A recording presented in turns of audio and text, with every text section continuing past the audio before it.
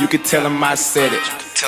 Leave your bitch alone. It's amazing how fast time flies. I mean, it's pretty cool. When was the last time you hooped?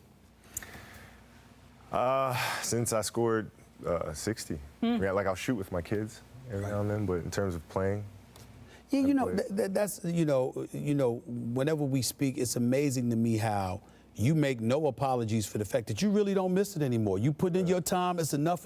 You don't miss it. It's rare that you hear that from somebody. I know, it's strange. Yeah, it is strange. Give it your own. It's strange, but it's a blessing, right? I mean, the thing, you know, when you grow up playing a game your whole life, and this is what you identify yourself with the whole time, it's very hard to find something else, you know? And I've been very fortunate and very blessed to have a passion that I love every bit as much as playing basketball.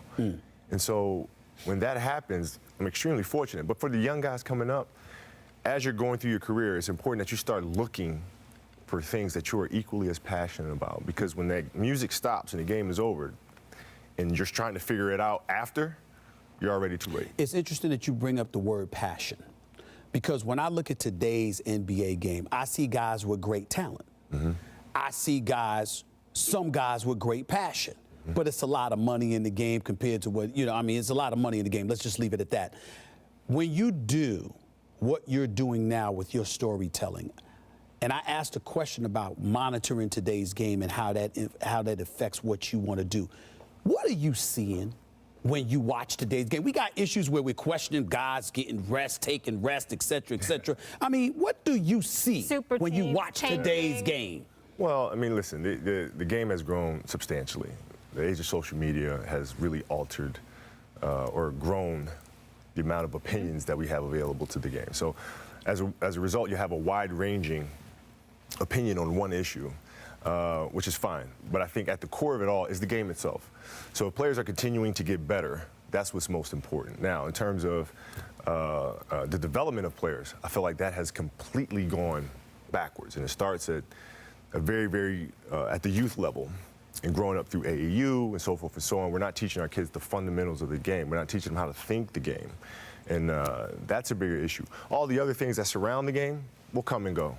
But the game itself is the most. Kobe, is that really a bigger issue, or are you as an outlier? Like, you had a very well-rounded game, but not everyone did. There were a lot of bums compared to you then, just as there are now compared to the best players. Are you the old-timer now looking back and going, in my day, everyone knew the game? That was just you. Or do you really think it's gone backwards in that way? No, it has. I mean, you know, our development in USA basketball, you can just look at that on the surface and the difficulty and the challenges that we face in playing international competitions.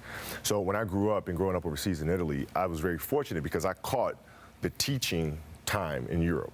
So, you know, the Red Holtzmans, the Tex Winners, and all these great coaches at the time went over to Europe to teach coaches, have coaching clinics of how to train players.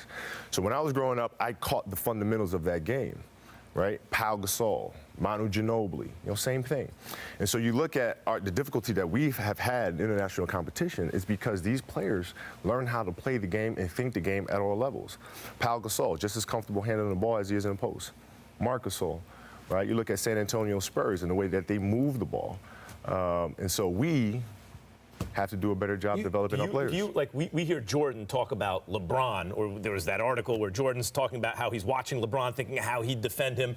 Are you at the point yet where you look at the game now, and because the transition happened during this latter part of your career, the way that, you know, 5 out and all this stuff, and think if I was around today, coming up today, I would shoot more threes, would your game translate to today, or do you think it would be adapted? I don't know. I don't even think about it. You don't think about it? No, I don't. I mean, that's where, you know, Michael and I are really different in that aspect. I look at the game now and I try to find moments of, okay, that actually make a good story that I can put out there for kids to kind of understand, or other athletes to understand and watch. So it's a little different for me.